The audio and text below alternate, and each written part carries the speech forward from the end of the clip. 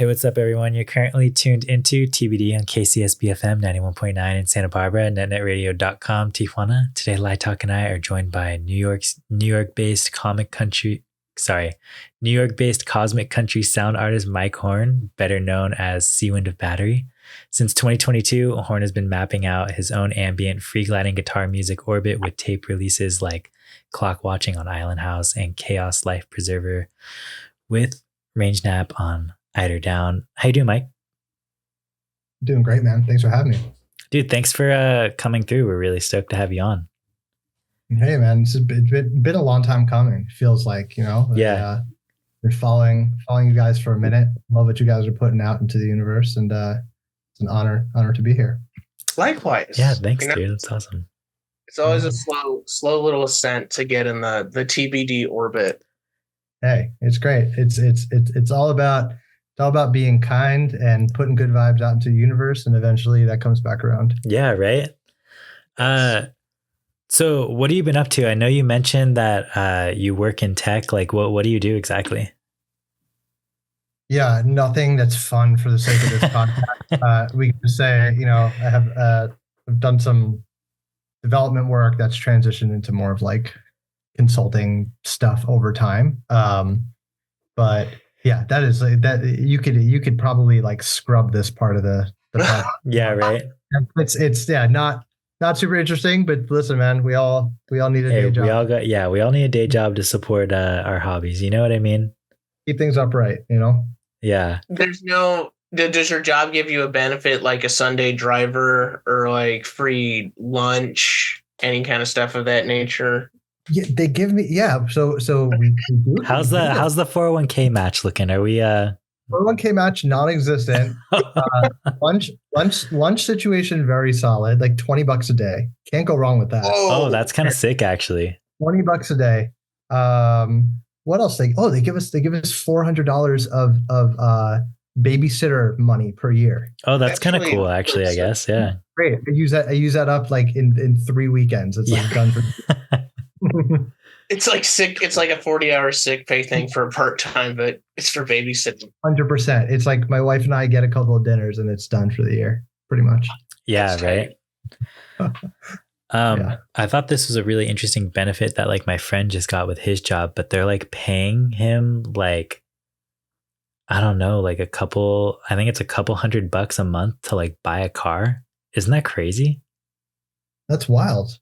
I know. What company do you work for? I know, right? I'm like, dude, can you like get me a job there? Like that's sick.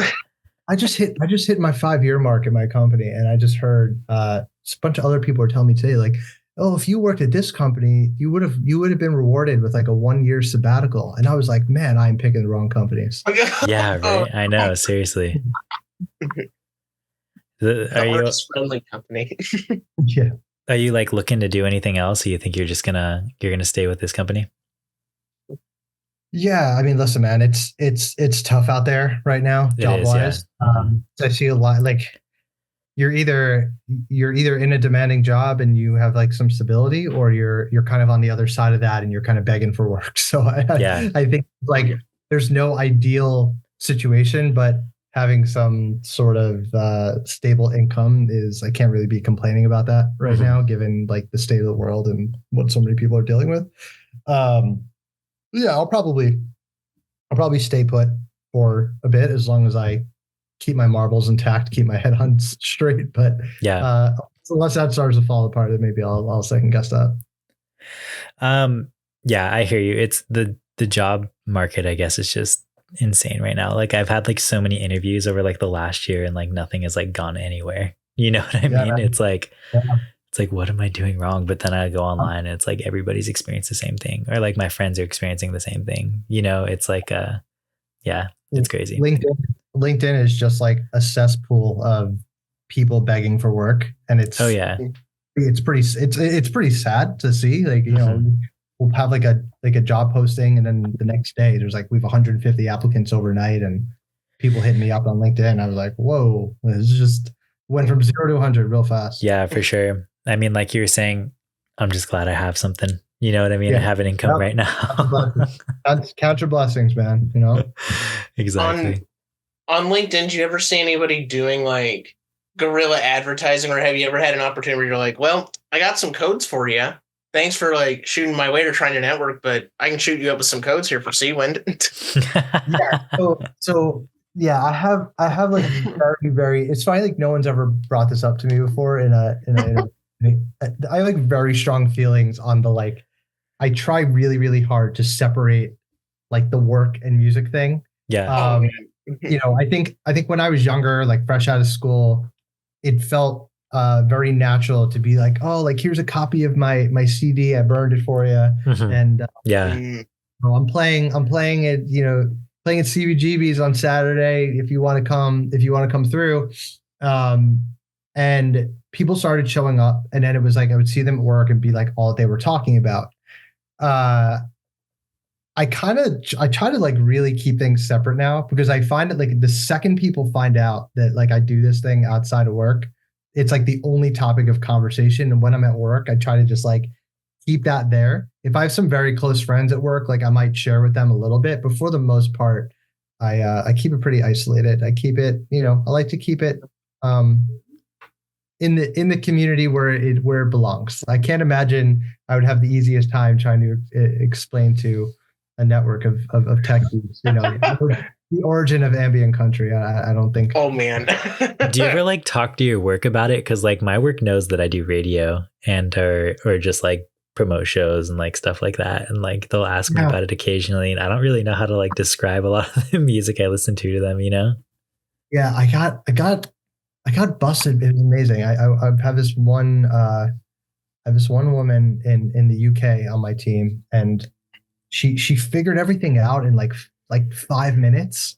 Like I sent her, we were talking about like record collections. I sent her a picture of mine. I guess there was like a little guitar peeking in the background, like leaned up against the couch, and she was like, "You play?" I'm like, "Yeah, I play." And she like, the next thing I know, she like must have Googled me in quotations or something and found the Seawind stuff, found something awful I made in college. I just never, don't want to talk about. No one wants to talk about their past projects. I just want to talk about the current ones. But she, next thing you know, she's like, "Oh my God, I see this thing. I see all the press about it." And I'm like, maybe we like, simmer down a little bit. And next thing you know, she like sent it to like 3 or 4 people at work. So this is what I mean about trying to just keep it separate, because it just kind of becomes the focal point of every conversation. And I'm kind of just like, I don't know. I'm like 1 part bashful, 2 parts don't shit where you eat. I don't know. No, I think it's pretty valid not to want things to blend over or to have that context collapse. It's good.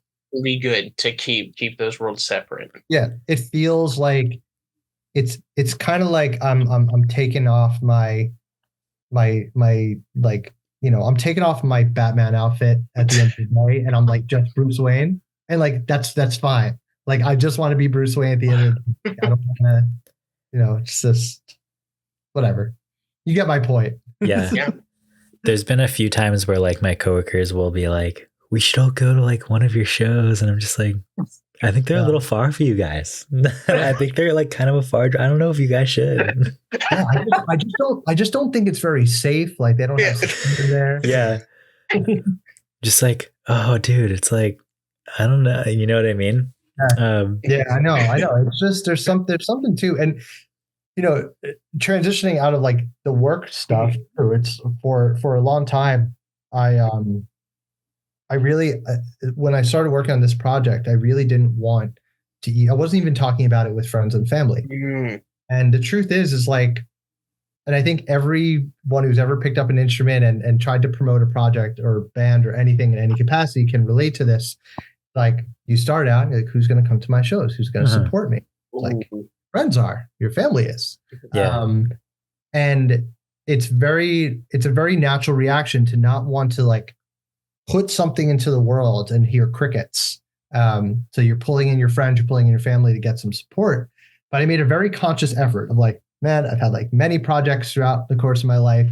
I've had like some natural support here and there, but generally speaking, it's like the friends come out, the family comes out. And I really just felt like letting this thing be organic, letting this thing be what it was. And it ended up being what I kind of like hoped it would be. And with zero expectations, slowly but surely people get their hands on a copy of the record. And then I had like a residency in Manhattan for a little while. People were coming out. I had like, I did kind of run with different artists on the bill because I wasn't trying to like headline anything yet. It's like I had one run did with Riley Walker, did a couple different. And you just had a cassette Symmetry with one of the performances from last year around this time. Yeah. That's exactly right. So Riley's always been super chill, super kind. He came and he did his set right after, and I was like, yeah, man, do you want to we'll just do kind of a jam, and it kind of turned into what it was. But yeah, we've had all tons of artists like Powers Rollin duo. Like, oh hell yeah. And Jen did the liner notes on the Eiderdown tape. Yeah, she did the liner notes. Thank you. You're really quite a historian over there. Jen was so awesome for doing that for Joel and I. And yeah, man. So it's been a truly organic thing that has been really like I don't even understand how these things happen. I still can't like really wrap my head around it, but it is like the thing that I just allowed to, it's like I just pushed it into the world. It's like, here you go. And organically things like happen or things don't. And I guess for whatever reason, this music resonated with people. And I still am like blown away by the response, because it's still just, the record came out in 2022 and it's still just somehow picking up some steam, or people learning about it, or I'm seeing people reach out to me all the time. And there's so much music that comes out on a daily basis. Incredible music. I mean, you see my Bandcamp wish list. I feel like all I do is click that little heart and blow all my money. But it's truly like, it's amazing. Any time where you can get kind of even a sliver of the pie of people's attention to have something resonate with them, where they want to like go back to it and go back to it and go back to it again. It's really, truly amazing and really, really humbling. Yeah, that's super sick. I guess we want to talk about too a little bit before we start talking more about just like your main project and whatnot. Oh wait, go ahead, Maddie. Did you want to say something? Oh no, you're going right where we're going. Oh, okay, cool. I wasn't sure if you want to say something. That's it. Anyways, yeah. So we kind of just want to like talk to you a little bit about like your like DIY origins and like where everything kind of like started for you. You know what I mean? Before we start like going super into like Seawind. Yeah, cool. That doesn't mean we're going like project after project here. We don't need to pull out. You don't want that anyway. Trust me. But the one interview that you've got out currently really gives just a couple clues about your time or your generation or an origin for you, involving your good pal Oasis and catching him live on tour.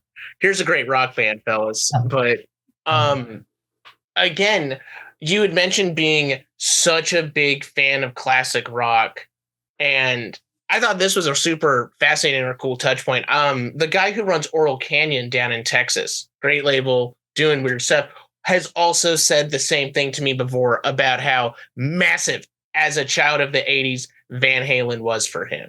Yeah. And in your interview, you briefly touch on that. You also touch again on taping cassettes for different radio shows. But I'm curious, like, what were you doing growing up kind of to make mixtapes? What was Rolled at MTV kind of play there? And then what pushed you into DIY? Yeah. Loaded questions.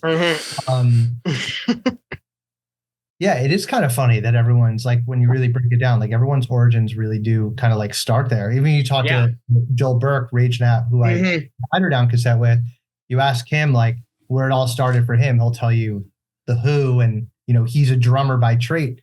You go and listen to a Ragenap record, you would never figure that out, right? Yeah. But it's like, a lot of our like truthfully from just like where like music love comes from, and like I go off the deep end about this. You're referencing the Broke Down podcast, I imagine. I could go off the deep end about Michael Jackson. It all kind of like starts there. Yeah. Like, and it's people be like, Michael Jackson, really? And it's like, I get the reaction, and it could be on a personal level or musical level, whatever it is about MJ. But what it comes down to is, I think for me, it's like falling in love with melody from day one. It's just like those songs hold up, and music that has melody holds up. And it doesn't matter if it's pop, and it doesn't matter if it's classic rock, or when we all went through our emo phase, like some of those songs, you listen back to some of those songs, and I can think of like, what was the Saves the Day record, like Stay What You Are, like but it was like that record where I was into that stuff when I was like 16, 17. And it's like, oh, I can listen back to those songs, and it's really just the melody. And like, I think what ended up happening, and again, like, we'll hold off on getting into the Seawind stuff, but I think what ended up happening over time, and this is like through all the different projects, like I've always really just had a soft spot for melody and having some sort of songs with direction and songs with purpose and songs with a voice, even if a voice wasn't there. So I think that my like instinctive feelings of that, I try to translate that into more of the singer-songwriter stuff that I'd done over the years and with bands. But then eventually I think that ended up translating into some of the instrumental music that I ended up working on, which is why some of that stuff ended up resonating. I know that was only like maybe like 1/18 of like your backup questions, right? But yeah, I think too, like being a child of the like second half of the 80s, early 90s, and your cassettes are still like a thing. CDs are not really a thing yet. And you're kind of like, I remember even before I could like play an instrument, it was just the idea of like recording something like lo-fi into like one of those My First Sony deals, trying to just create something and making something sound weird and play it back. And it was kind of a little jangly. And I think that like that there's so much of me that I think over time it ended up becoming where I was making music I love to hear onto a cassette, because it kind of just reminded me of those like childhood kind of vibes a little bit of just recording something, getting it put onto tape, listening back to it on tape, and something sounds like a little imperfect about it, but sort of in like a beautiful, like naturally beautiful, organic way. Yeah, that's pretty much what I have to say on that one. Brilliant. No, that to me, part of the reason why I guess I wanted to ask all that is just because I'm curious if like format, if something plays away just generationally with how people have reapproached putting out music on tape, or if that again modified just even how they conceived about making music in this case you had brought up here. But even again, just that going back to what you said about with music, just chasing after a sense of melody, I do think that's something that does come through a bit there in a lot of the Seawind, specifically on Clockwatching, which this album just popped, just magically showed up randomly out of the skies of kind of Twitter. I remember getting the codes from you as a link at the time, just like at a gig when I was in San Diego. I'm like, I better check this out. If Steve Rossborough's doing the art, there's something here. And it was, you would describe it as kind of like an accidental experiment. And we're briefly discussing a little bit of the story before you hadn't really told a ton of people what was going on. Tim, I know you had reached out with Tim or had talked with him a bit and kind of approached him with the project, but what was the build up to that original block of tracks? What was that MO that you were thinking about? And at least listening to it, is there like a side A or side B dichotomy with recording approach and song structure?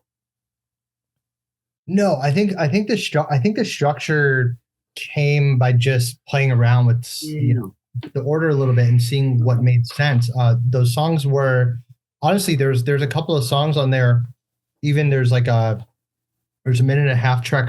There's a minute and a half track on the record called Summer Hymn that was really just I pressed record one day and I was screwing around. I'm pretty sure even that whole track might be 2 tracks recorded, like in Project, because I think what I did was, which is stupid, I actually did on the new record too accidentally, which is like I did a loop like halfway through, but I them all on the same track instead of separating them out by tracks. So what you get is like a track that's inclusive of 2 like loop tracks. Oh, it's kind of like a mixer's worst nightmare. But hey, if it sounds cool and it works, then just like leave it alone, right? Yeah. But yeah, I would record something, and I think anyone who does any DIY recording has their like giant maybe pile of stuff that they recorded one day they thought sounded pretty sweet. I'll totally go back and finish that. Never go back and finish that. I was just definitely at a point with that record where I probably had like 5 tunes I was working on. I was like, I really like where this is trending. I think this is working. Like I wasn't really sure what it was like becoming, but I was like, I think this is working. And I was like, didn't I record some stuff I thought was like pretty sweet, like some months back, listened back, pulled up that track. Should I re-record this? Should I like add some stuff to it? And I was like, nah, I'm going to bounce it and send it to the guy who ended up mixing it. And Sean, you had sent it out to Chandler's guy, Sean Conrad. Sean did not mix. Sean mastered the record. That was right. Oh, I see. Sean Anthony Gallo. Anthony Gallo, and he was doing some crazy innovative stuff. I remember even him receiving the mixes. He was like, someone who's mixing music every day. Like, this is a breath of fresh air. This is just like so sick. Different from what I'm working for. And I was like, that's a really cool reaction to get from somebody mixing your record, because I've literally never heard that in my life. So when you get that reaction, you're kind of like, okay, maybe something's here. But anyway, sorry, I feel like I'm branching off in different parts of this conversation. No, it's perfect. Yeah, it's the story of it all coming together, because I'll have some stuff to play off with. But yeah. I think there was like a lack of self-awareness of what it was becoming, being completely overtired by having, a 4 or 5 month old baby at home, where I was recording in between his naps and feedings, and oh wow, that it kind of allowed the whole thing to be as organic as it was, without like any of the self-awareness of like, I'm putting out a record and it needs to be this thing and it needs to sound this way to appeal to these people. And there was like none of that. This was new. It was non-existent. I didn't know what it was going to become. And I think that the stuff that you can just do and record and write that way, where you can completely extract like your overthinking brain about like what it needs to be or sound like, and you can just remove that from yourself entirely, allows you to just be like completely invested in the thing without thinking about any other particles that are connected to it. Totally. Yeah.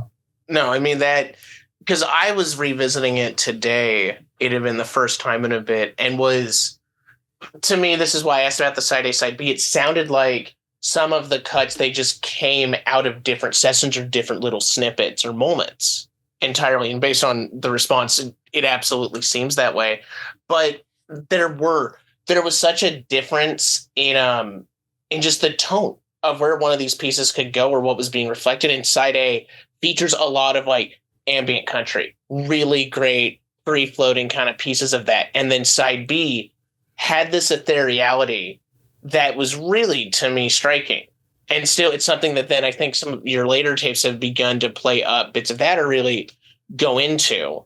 But that you had provided this kind of open wandering space, and there was still like a real big sense of melody. There was a post-rock character to it, but again, you mentioned like not just kind of stumbling into it. Yeah. And the only thing that like I was curious about is the music that maybe was around this time, around you inspiring it. I know you had mentioned Barry Walker and J.R. Bohannon, who has a really great Astral Editions tape from the start of 2022. He does, yeah. But stuff like Darude Column or like Michael Hedges, other stuff or like Emeralds. Were those any touch points that was kind of there at the project? I wasn't listening to a lot of that stuff and if I think what's funny about this time period too, which is just like, I mean, this is the most generic, I don't want this to transition into the most generic conversation about the pandemic and losing track of time. But like, I think ultimately we all did in some capacity. Like if you ask me what happened between 2020 and like 2020, mid 2022, couldn't tell you. The only benchmark I have is like I put out this record. Yeah. And then a bunch of shows after it. And then 2023 was a little clearer to me because it was kind of like an extension of 2022. But honestly, I'll probably go to Bandcamp, right? Like I'll go to Bandcamp right now, look at my collection, and I'm just like, what was the thing that was really, that I was like, this is a thing that I want to make stuff. I want to make more of like this stuff. And it was probably like a blend of a bunch of different stuff that I really enjoyed at the time. And it really is just, God, I'm so tempted to look some stuff up right now for the sake of this conversation. You can probably cut this part. Yeah, do it. Look some stuff up if you want. But I'm looking at, I think a good thing too is I look at my, like, what records was I buying in 2020? Oh, you look at the purchase where it's going to tell you the date of. Yeah. Bandcamp collection searching is kind of a nightmare. Yeah. But look at like what were some records there? Let me see here. A lot of Matt LaJoy. Hey, yeah. He's so good. He was on the Rootless album that I let's start talking about Matt LaJoy because I remember, okay, it's all starting to come back to me, buried deep in my brain somewhere. I remember when the Bandcamp Friday thing started and everyone started canceling their tours. I think this was like March 2020-ish. Yep. It was like all musicians are shit out of luck. Everyone's canceling their tours. We've got to figure out a way to support musicians. Bandcamp really, really came out on top and said, you know what, we're gonna do these Bandcamp Friday days every month. We've got to figure out a way to support artists. And I just remember, I think it was Jeff Conklin who started posting about Flower Room Records. And this was at a time where Matt he must have been putting out music like every week. It was his output was just absolutely insane. I'm forgetting some of I want to say he has a Distant Bloom album. He might have an Oral Canyon. I'm going to tell you the one. Hold on. He had the Garden Portal one then. That's the one I'm thinking of, if I've got that right. Unblur my, hold on, let me see. But yeah. It was, bear with me one sec. Oh, and then the Trouble in Mind one. Oh my God, I forgot how many. This guy's a hero. Yeah, I think I have Clear Channel. I've heard of Clear Channel. This to me, if I had to summarize like my pandemic record, it's this one. Nice. Everlasting Spring. If you haven't heard this record, just like you could just end the podcast now and go put it on. Yeah. Well, we're flying out to New York. I'm going to bring a big stack of my tapes with my side of this equation. All the full spectrum stuff, all the random Garden Portal releases. But I get this. Yeah. So it was like that. And I was like, I think it was one of those deals where it was like, buy the whole discography for, $10 or $20, whatever it was. Because that's what they were. So it was like, I started with that. And then like, obviously Oral Canyon. I was like, I'm just like vibing on this right now. And I think a lot of people before, it was like the music people needed for the time. And I was talking to, I think it was Brian Brinkman, who does a lot of the Fish, Grateful Dead podcast. Oh, nice. He works closely with Jonathan, who did the Broke Down podcast. He's a friend of his, and he's like name dropped me a few times. And he said like when my record came out, he was like, "Oh, this is the exact type of music I need for this time in my life." I started giving it to other people, and they said like, "How did you know this is what I needed at this point in my life?" And obviously, I'm very grateful, and it's a very humbling thing to hear about your own music. Yeah. But the way that people are talking about like the record that I put out, I feel that way about some of the stuff that probably helped jumpstart that very, very early on. Bobby Lee, Jeffrey Silverstein. Yes. Oh, heck yeah. Jeffrey Silverstein. The Jeffrey Silverstein record, which was You Become the Mountain. I mean, that was a huge phenomenal one. So good, yeah. Also, again, in this vein, there's a couple tracks when I revisited that last year, I was like, he was really onto something sonically there. Yeah, man.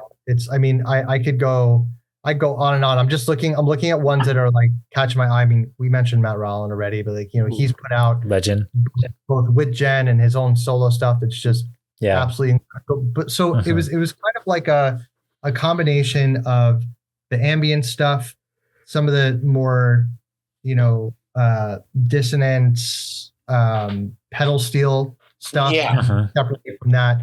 There were also just to play off the pedal steel. Yep. There were two, I want to say 2020 to 2021, really good pedal steel like articles. There's a Bandcamp Daily one that was talking about, and that was like, we don't quite have a term for this, but something is happening. There's this ambient pedal steel, and Aquarium Drunkard around that time, if not a year later, did it as well and looked at the cassettes. Yeah, man. And it was like, I'm still pissed. I just never had the money to dip into that entirely, and that was not. But they kept coming. They kept coming. It's been endless, man. I've purchased more music in the past like 3 years than I have in my entire life. It is outrageous. Whoa. I think I get like anxiety just looking at my Bandcamp collection and being like, am I even going to revisit? Like, find time to revisit even like a So it's so crazy what's going on over here. I can't even. I feel like I'm not even scratching the surface. I'm looking at some other stuff that's popping up, and I'm like, Hayden Patigo. He put out also legend. Put out an incredible record. I mean, just nonstop. Even like the Bitch and Bajas, like the record I heard from them where I first got into their stuff. I think it was Switched on. Yeah. Switched on Rock. Oh, that one's also really good. That sent me down a rabbit hole of like, I need all of this. I need all of it and more. It was also probably one of the best live shows I'd seen in a while when they came to Union Pool. They were amazing. I want to see Bitch and Baja soon. They're so. I'm going to see him at Big Ears. I'm so excited for that. I'm jealous, Maddie. That's going to be sick, dude. They're so good. Yeah. Oh. But yeah, man. That, I mean, it's we all in the community has kind of stayed very tight knit. Like, I've met so many great people. I think from like everyone from Joel Burke, who obviously I put out a record with on Eiderdown, the Island House label, Jay Moss, the Modern Folk. Oh yeah. Matt and Jen, obviously I've mentioned them. Like just great people across the board. And I feel like we've all just been feeding off of each other's energy, and it's been really, really, really, really cool how the community is built up. And again, it's interesting. I don't know, you mentioned that, but like because when the Power of Roland tape came out on Garden Portal, it did so well the guy had to press another run with with like Steve's Moonglyph stuff and his tape for Moss Gardens. When that properly, or again, I'm thinking Omni Gardens, when that properly came, like that run, that was like a huge leap for him. And then he did the vinyl just like you've done with yours. You've had 3 runs of the cassette go out, at least the final one giving it kind of proper, or now it's giving it like the Island House kind of situation or template. But the vinyl and the CD, it's wild to think this is like, I mean, you're coming up like 500 units on this, which is small, but that you should be in a Billboard magazine at like 169. You should be right there. There should be a little like gold, vinyl in the background of your Zoom. It's exciting. Like, I used to put out a record with a different project I was working on, and maybe order 100 tapes and 100 CDs, and they would end up becoming dust collectors in my closet, right? And oh man, and now it's. I sold out of CDs, and in 2023 I sold out of CDs, which is hilarious. But CDs are back. I ordered 100 more yesterday, and I'm like, whoa! Maybe a few years ago I would have flinched at like doing something like that, but people want to buy CDs and people want to support, and there's also people are pulling back the reins a little bit on vinyl. I know a bunch of plants are closing down, or it's just super, the production costs are just absurd. So yeah, it is really, really cool to have gone through like a few different runs of it for sure. Yeah, that's awesome. And in that time, at least you stayed though, and really thankful, big on the cassettes. You really stuck it out with the cassette. You had a live performance that you did run a 40. You've had this Eiderdown tape with Joel Burke as ragenap. Again, that one really got to talk about. You got your new one, Symmetry. But in between all of that, you've also done some of the live stuff. And the Seawind sound is getting spacier. You started using some new terms to describe where you're going, but the music itself, I mean, it's much more, it's kind of komische, where you've got a lot of German electronic going on in some of these pieces, especially with the ragenap tape. What's kind of that process like, especially when you're jamming with other folks? Yeah, dude, I made the record, and I wasn't doing like any looping or anything yet. Like I didn't even have any of the stuff that I'm using live to start looping. But I knew if I was going to end up bringing this project live, I was going to have to try to recreate the foundation with some new gizmos and gadgets. I think what ended up happening in doing that is that it ultimately led to a decent amount of experimentation, plus probably listening to a lot of Matt Valentine and just like getting just taking some risks, getting pretty weird. I mean, I know the record with Joel is kind of an outlier because I think I was feeding off him a lot on that record, but I think also it ended up becoming a little bit more psychedelic and at some points like acid at times, but it kind of still keeps the basis of being this very like spacious and at times ambient. So I'm trying to I think the next record is gonna be like a balance of the two for sure. And in between that, because Symmetry just came out, I completely forgot it had dropped, and so I went and looked today at it, and you have two really good pieces of the same cut doing slightly different fun little things there, where side A really jams and side B has this slow build totally set up to go. When you're doing these live performances, because you've released the live tapes as well, are you focused on that kind of jam or that idea with the songs that you've written already? Just like, hey, this today, it's going to show up like the jam. It could be shortened. It could be going for 18 minutes. Are you ready? Like, do you, especially because you play the Ambient Country Fest, and I'm curious how at least stuff's been going live, or how that show was at least. Yeah. I honestly, I go into if I'm going into a track that's a little bit more freeformed, I'm kind of just feeling it out on the go. It's really just all about the energy.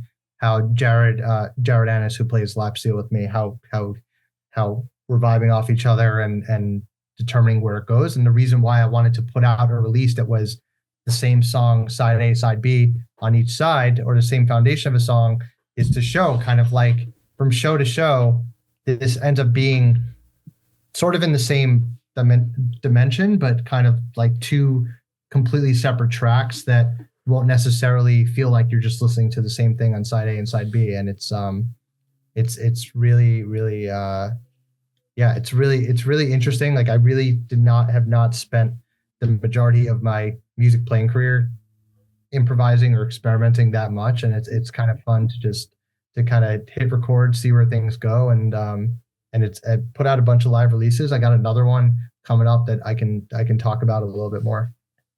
Sweet. I mean, especially because go for it in any capacity. Like, I'm curious about what I've liked just hearing you talk about this is how this is kind of still like somewhat new material or new spaces for you to just expand into, and you're doing it really naturally with the usage of electronics. I really, really appreciate it. I'm curious, this live performance that you've got, is that going to feature more of that stuff going in there? Yeah, for sure. But the thing is I think that some sounds are translating to those live recordings as if there's a lot of different electronics on stage and maybe some synths or some other stuff set up, and there's like none of that. It's all just like a few different pedals that I use primarily run through a looper, and I just got 2 little orange amps, and everything is just running through that. That's the entire setup. That was the entire setup. I did the ambient country thing, and the entire setup that I've done throughout the course of the past like year and a half. And yeah, there's definitely going to be like more and more of that, and I really only expect things to honestly like naturally get a little bit jammier. That's sick. Like I wasn't really anticipating that, but I think for a live show that felt like the natural progression. I think maybe I'll scale things back on the record a little bit and experiment a little bit, but I want to have more open space for experimentation when I'm performing live. Dang, that's chill. Thomas, do you have anything that you're pulling from? Yeah, I mean, that's just that's sick, dude. So what was this ambient country fest like? How was that? Who else played that? Yeah, it was killer. It was Kendra Plex, and you're familiar with her stuff. She opened the show, and she's got like a pretty wide range of material. Like she's got some vocal based tracks and as well as some really out there, really cool, unique guitar pieces. And I think more strict, like we just kept getting like the show was kind of like just like easing your way into ambient country, and then we closed the night with Sus, who is kind of like the pinnacle of ambient country. Oh, dude, right that's now. Sick, yeah. So before them was, I don't know if you're familiar with the Royal Arctic Institute. They had a killer Already Dead tape. Oh, really? They did one on Already Dead? That's sick. Yeah. I'll have to listen to that. If you haven't heard their stuff, like honestly, just download all of it. That's cool. It's all good. Lyle, the drummer, he's my good buddy, and we've just played like a ton of shows together over the past year or so. And yeah, man, it was a really awesome experience. I treated that one kind of like more of like a celebration of what the past year and a half has been. Yeah, totally. I wanted the live recording is up on Bandcamp, and it was really intended to be. I want to kind of Grace Hits show is a stupid thing to say about it, but it was intended to be like, here's a snapshot of kind of like the shows, the type of shows I've been playing over the course of the year, and I kept it like a little bit more contained, I think, for that performance, like some experimentation, but I didn't go off the rails like I had done in some other shows. That's cool, dude. Unless you disagree, then maybe I did go off the rails. That's up for interpretation. With everybody there, such a big meeting of the minds, or at least the meetings of all these groups, that it's funny. It's like you have to follow this across like private press, vinyl, cassette, blog posts, but there's like all of this stuff. And we've talked to a few people about the terms. What's the feeling in the community about the terms? Cosmic country, ambient Americana, rural psychedelia. What is up? Even rural psychedelia. Yeah. It's, I think it's just a case of like trying to find definition for something that didn't previously have definition, but really is just I think it is just a few different realms pulling from many different areas and trying to apply something to it. But I never really looked at it as this is definitively ambient country. Yeah.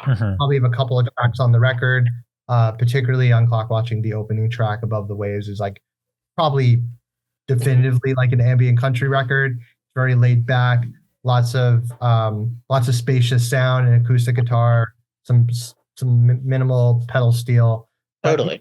There's a fair amount of tracks that I have that there's not really much of the pedal steel stuff going on, and it's much more into this exploratory zone.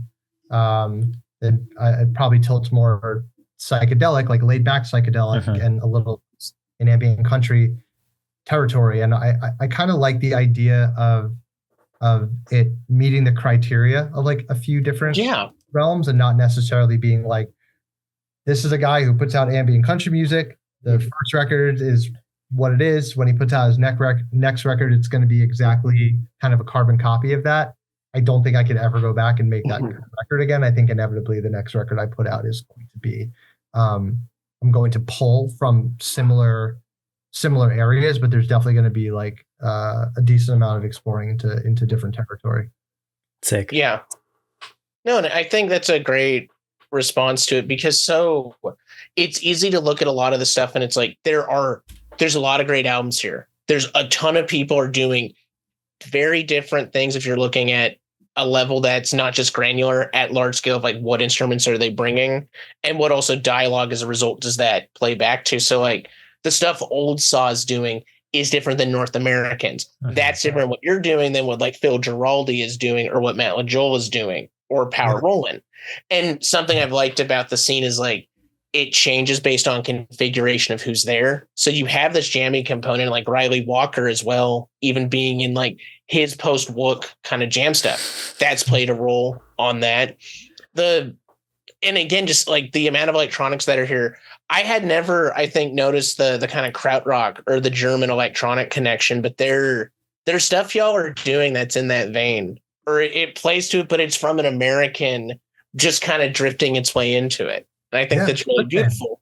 Listen, and then I listen to a lot of Can, you know? Hell yeah. Hey, also that reminds, at least when we're recording this, rest in peace, Damo. Yeah, R.I.P. Yeah, hell yeah. There's at least an archival recording that's coming out next week on Friday, live in Paris. So sick. Were they putting that out regardless? Was that already? That was coming out regardless. Mute Records has got that. It's coming through Spoon Records, so that'll be a fun one to watch. Man, you're costing me money. I'm sorry. I'm keeping Can cassettes on my watch list. I really want to try to get, because they did in 1990 in the US. So Mute Records got the rights to put them back. And they were tied with Restless Records in the US. So that's how they did it. But supposedly some of the CDs, some of the 90s Can CDs, they don't rip on a CD burner. Oh, is that right? You can't rip the Tago Mago like 98 edition or something. But I've got the technology, or I've got the cords to rip a cassette, and I'm like, oh, I'd love to get that and just rip it and to see how it looks. Yeah. Because no one knows how that looks or really has studied what that cassette 90 mastering sounds like. And I'm just like, it's like, fuck it. This is like it. I got to do this. Give me a couple. That's like the new like hard level challenge. I'm going to throw money at that for the community. Oh yeah, dude. I mean, count me in if you're trying to get a community together, start doing it. But the other thing, again, in regards to all this music or this stuff, there's a great William Tyler essay from 2019 that he has on Aquarium Drunkard. And he writes about, I want to say cosmic pastoralism, but it's a big love letter to ECM and Windham Hill. And I've just really started buying some of those Windham Hill and I've got the Windham Hills for a bit, but some of the ECM 80 stuff.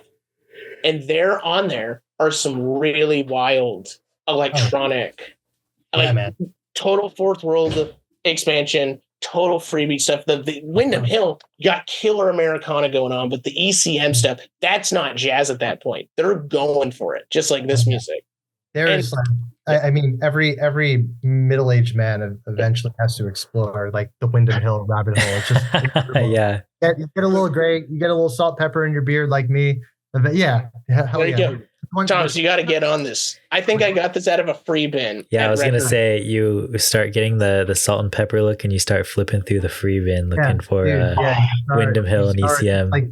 It's like there's like a scent in the air that comes through your window when you turn 37, and it just pulls you in to the nearest record store so that you can go through the dollar bin and find some sweet Windham Hill stuff. We've talked to Lake Mary. And really? he's got a Windham Hill tat. He does. I forgot about that.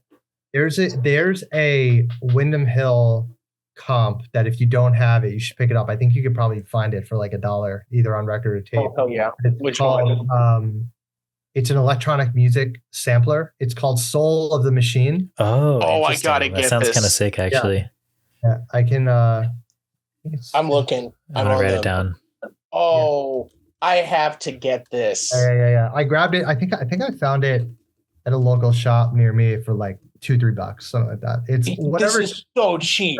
Most of that stuff you can find in the $0 to $10 range. Oh, 100%. Yeah. The one that's going up in range, I need to buy before it goes away for good. It's Vapor Drawings. Oh, right on. That one. And it's fun because I found I didn't know about Mark's stuff, but it's like I found the Disney soundtracks, I found film soundtracks for $1, 49 cents. I did not know. I didn't. It's like I've got a tape of Oval's '94 disc comp, but I did not realize is Vapor Drawings, and it's like that's it. I'm about to buy this. I found a copy for like $6. I'm buying it right now. Oh hell yeah! I'm buying it live on this podcast. Oh man, which one are you nabbing? I'm gonna have to get that Soul of the Machine. Yeah, definitely get that. Also, you could probably find that on the cheap. There's got to be a few copies there. I might have to dig around, but if I need to spend the $8 on Discogs, I'll do it because this is totally the kind of thing I've been looking for. I didn't know they had this. I really love that this podcast has transitioned into the three of us just going on Discogs and. I'm going to teach y'all how to build a Windham Hill cart. Thomas, you ready to build a cart? Yeah.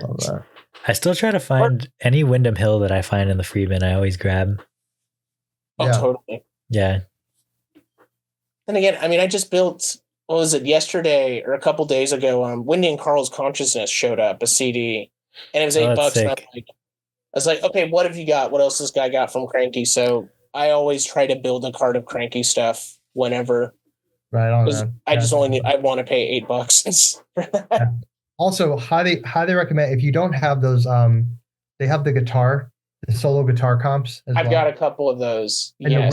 The what is it? The Winter Solstice. Do you have it might come in the 90s, the Brazilian comp. That one's really good. It's Windham Hill? There's a Windham Hill Brazil comp, and it's a bit of a you're like, they did this, and then you listen, you're like, oh, this is a Lost Luwaka Bop album. Super chill. Okay. Well, you're just loading up my card you're loading up my card on this call, man. Oh no. That's so funny. This one's not cheap either. It's not. How much is that one? The cheapest copy here is, the cheapest one I see so far is like $23. Oh my god, really? It's Vizom, a Windham Hill sampler, contemporary instrumental music from Brazil, 93. God damn it. Okay. What's it called, Maddie? It's Vizom, a Windham Hill sampler, contemporary instrumental music from Brazil. They know in my heart. They know exactly what title like that. Yeah. I don't even think I've logged this one because no one ever posted the CD or tape edition. Oh, I'm just smashing want lists left and right now. This comp sounds kind of sick. A Windham Hill Chill 2. Yeah, this is just really speaking to me right now. Yeah, I love this stuff. And truthfully, I've never really I've never gone too crazy with the Windham Hill stuff. But I did start with Jared Annis, who I've mentioned, who plays lap steel with me, and he's also writes for Aquarium Drunkard. He grabbed me a copy of a William Ackerman record.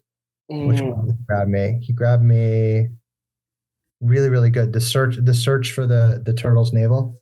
Yes. Okay. Yeah, that's like his first one, if I recall. That is like absolutely fantastic record. I mean, he was like, man, I got an extra copy of this here. I want to hook you up, and just like blew me out of the water.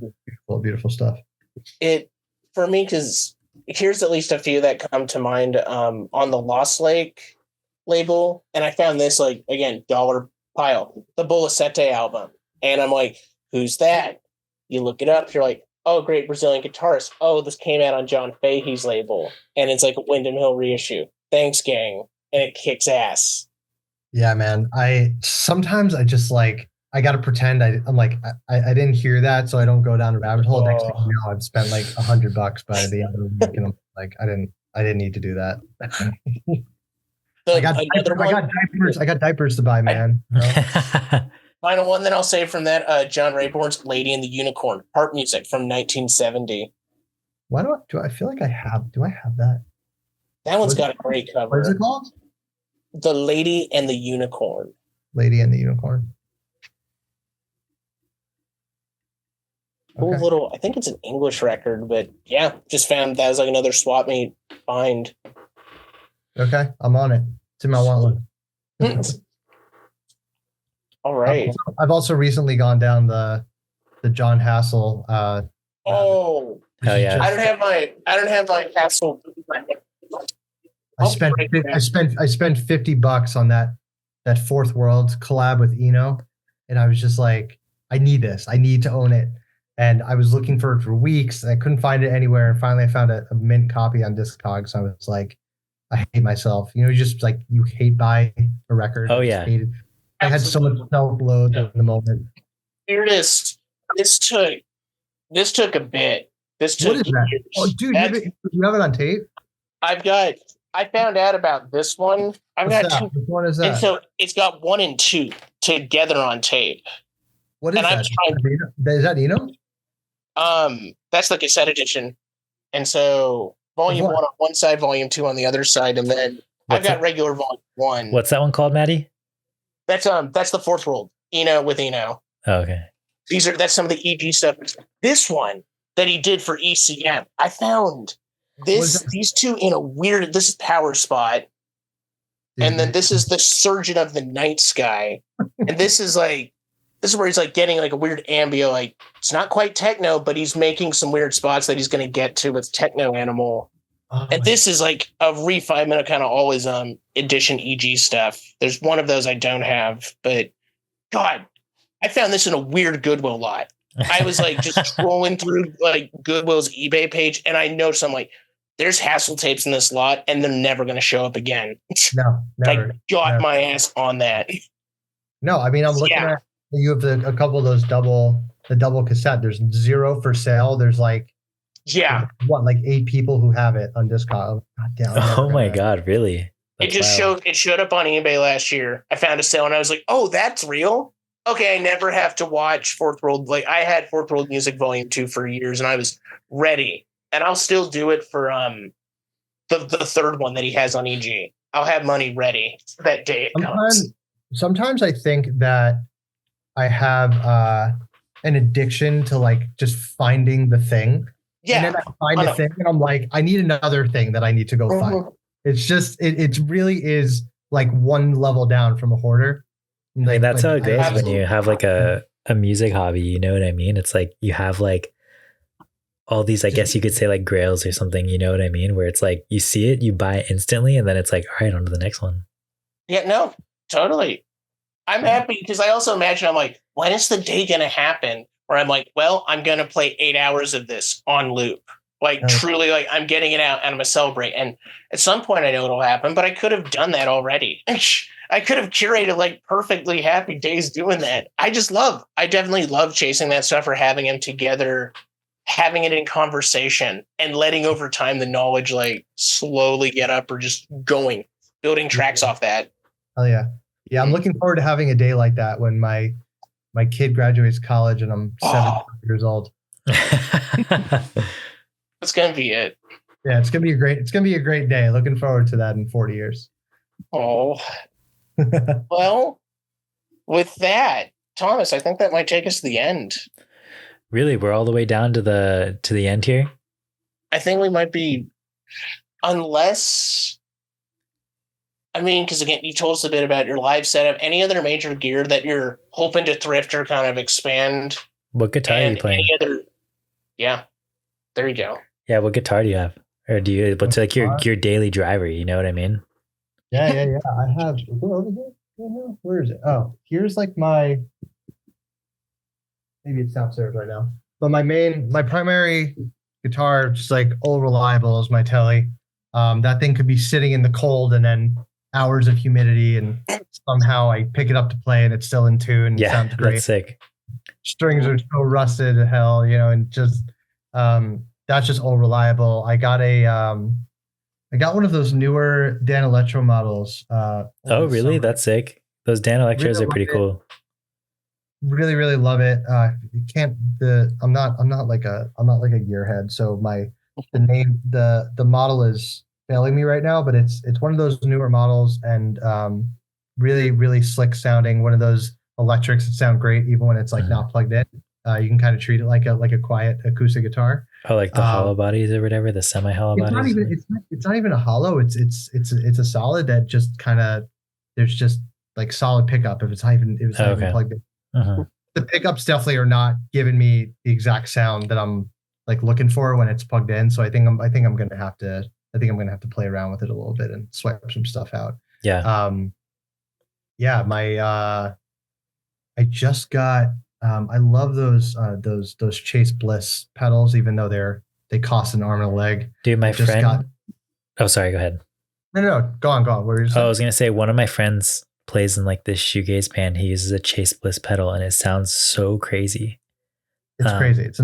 It's borderline unnecessary. Yeah, I know. It's like he almost like doesn't even like need it, but he threw it into like the chain. It's like, oh, that just sounds wild. Like it sounds super pretty. It's one of those pedals where I got the Mood. I think that's the one he has. Yeah. Yeah. Great pedal. I was putting my rig together. I was like, I feel like I need something like this to have as like the basis for a lot of stuff that I do. End up playing around with it. And I'm kind of like, you watch a video and it kind of go off the rails and you're like, I need to be doing all that. Yeah. But so like, I think what ends up happening with these things is like I end up finding like one batch of settings that I like, and then I tweak like that batch of settings for like a very specific sections of songs.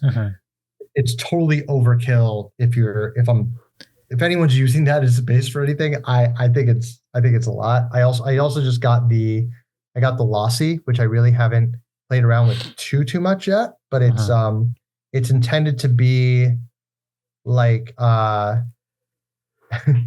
description is streaming music on a 56K modem, an MP3 ripped from a CDR, or a viral video from 2007 played through a cell phone. So it's meant to be like super lo-fi, like whatever you play through this, we're gonna like intentionally like tweak it out.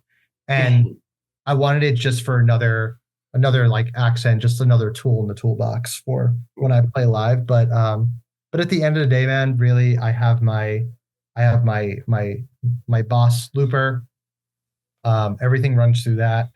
I swear by the Canyon delay, which is just like, you get a lot of stuff packed into that. I really just lean on the tape delay primarily. Sometimes I really like the reverse, but if you become kind of an expert at playing with the feedback and different like leveling, you can get some really, really, I mean, if you hear some of the stuff that I'm looping on some of the live recordings that I have at the end, and it kind of sounds like an explosion that's fading in and out.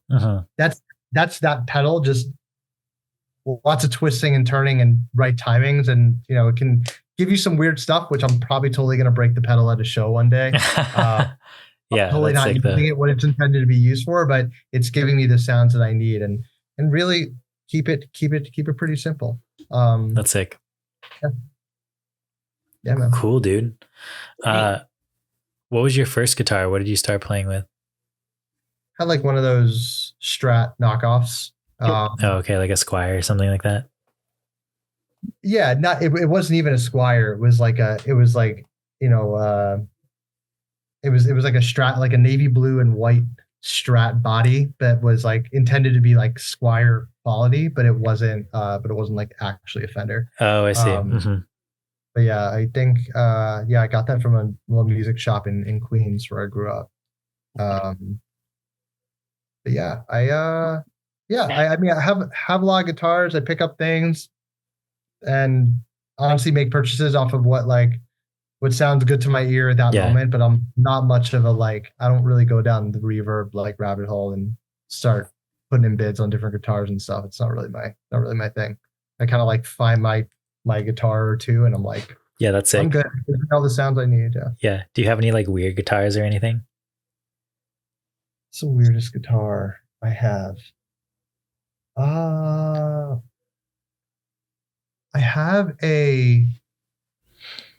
inherited it from my wife's uncle, who she never met. He had one of these, like one of those Harmony acoustics, like early 60. Oh, that's pretty sick, dude. Yeah.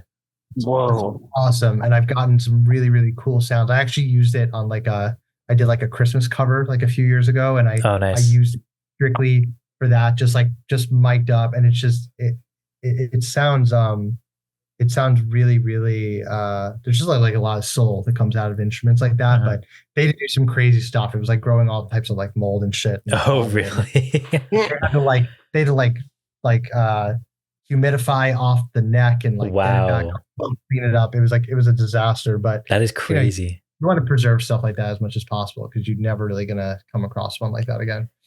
I found over summer I bought like this cool like Tesco that's supposed to look like a Jazzmaster knockoff or something like that. You know what I mean? But it looks like so bad, and it also plays really bad too. But it's kind of sick.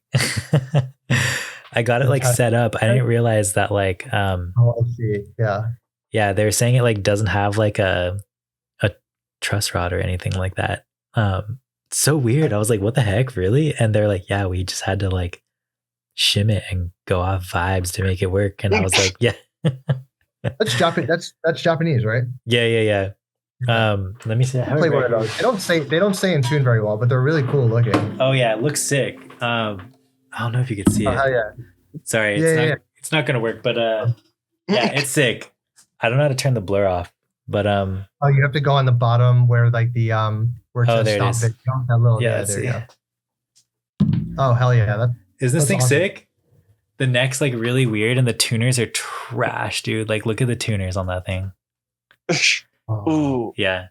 I don't know about this one. I hate when they put like classical guitar tuners on like old shitty guitars. The worst. Yeah. It's sick though. It's a really fun guitar.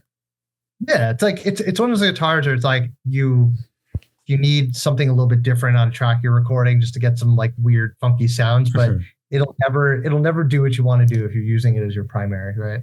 Yeah, for sure. It has like those gold foil pickups or something. They sound really interesting.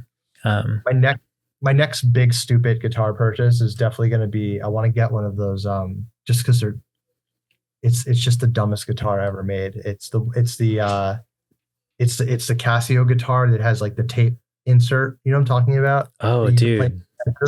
Yeah, that's sick. Yeah, I feel like I've seen that before on like Reddit or something. It's this one. It's such a piece of shit, but I'm so tempted to find one that works and just like bust it out at a show. Dude, that's sick. So like, what do you do with the tape? Like, what's that for? So I think it comes with a tape. I don't know if it like came with it. It comes with a tape when you purchase the guitar, and it's just for some backing tracks you can play along with. But I think technically you can put any tape in there. Oh, really? That's sick. Yeah. But like, I've seen so many of these things where they open it up and there's like all this shit inside of the. Oh, it's like the thing did not hold. It was not built to last. But like once in a while, you might find a good one with like a working tape deck. Yeah. And like that would be so fun. Yeah, that would be pretty sick to mess around with. I feel like you could get some like really cool sounds out of that. Because I feel like you could probably even like if you have like one of those old school, you know, if you're like back in the 80s, like your teacher was like maybe hitting. They had like one of those old school cassette decks where like the sound comes out of the portable tape recorder. Oh, yeah. And kind of and it makes like that weird warbly, like warped kind of sound. I bet you could kind of like do that with this too, where you can kind of like shake the guitar while playing it while like a backing track is like playing along to it. Probably get some pretty crazy stuff out of it. Damn. I like that. Yeah, that's sick. Well, I guess that kind of brings us to the end here.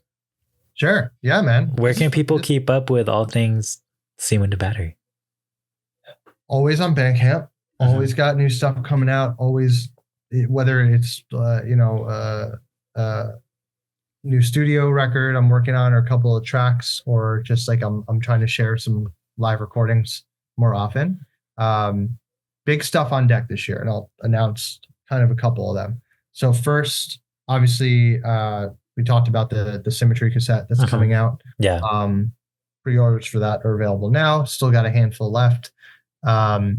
got a really, really sweet I put out the Live Wind series, the digital series. So it's going to volume 1 and 2.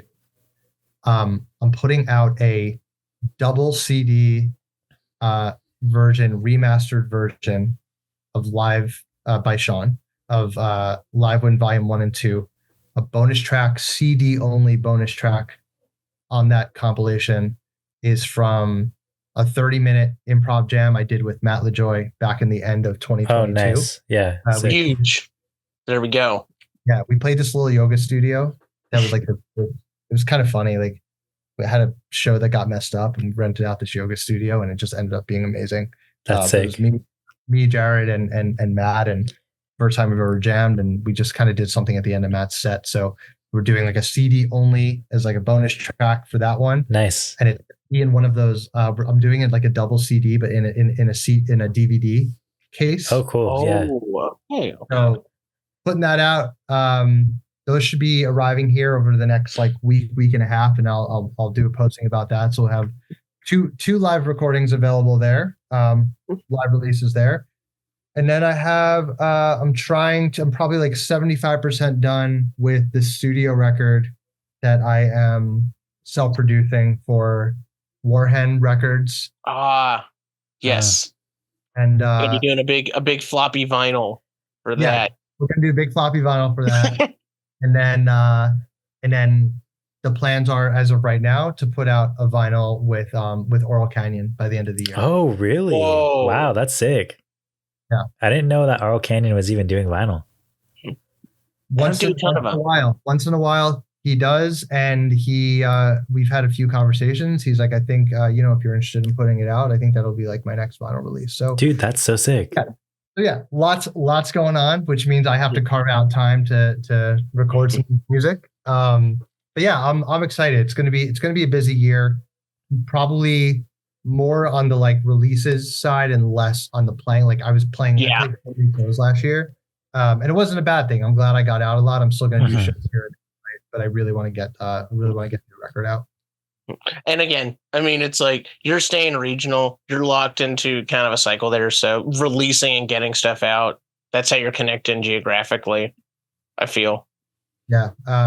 It's been, I think now that it seems that people are tapped into some of the stuff I've been putting out, I'm looking forward to getting more stuff out there. And it's a little bit different this time around. Cause like now, like I was talking about before, zero expectations. Now it's like a more self-aware stuff I put out, and maybe how it'll be perceived and compared to the previous stuff that I put out. But it's all exciting stuff. Like it's all a journey. I'm just kind of riding with it. Lastly, I just want to say to both of you, like, thanks for having me. This has been like awesome chat, just shooting the shit. I feel like we've just been hanging out. Absolutely. Yeah, that's our goal. That's how we try to make it. Yeah, we've just been chilling. It's been awesome. I could totally chat with you guys for probably like another 3 or 4 hours about albums that we've done. But yeah, it's been super chill. Thank you for, not only having me, but also just like supporting me, caring about the stuff I've been doing, and being like pretty tapped into what I've been doing too, which is like always like very humbling. So thank you for that. Well, thank you. Of course, you're welcome. So that's what we live. Yeah, living for this. Yeah, we have one more question before you go, though. Maddie, do you want me to ask it, or do you want to take it? I'll do it, Thomas. I'll do it. So, again, I mean, part of the reason why we love doing the show is sometimes we ask people what music thrills them most. We end up over on Discogs and we're making orders nonchalantly. We're just throwing money out. But you get your Discogs order of your new Windham Hill CD that's coming, and you open it up here. And Mike, there's a white lab rat that's in it. He has not damaged the CD. He's thrilled as well to listen to it, but he's very scared and he's going to jump in your mouth. Head first or butt first, and why? Listen, man. That was a great scenario, Maddie. That one was good. Did you just come up with that? Oh, yeah. Oh, yeah.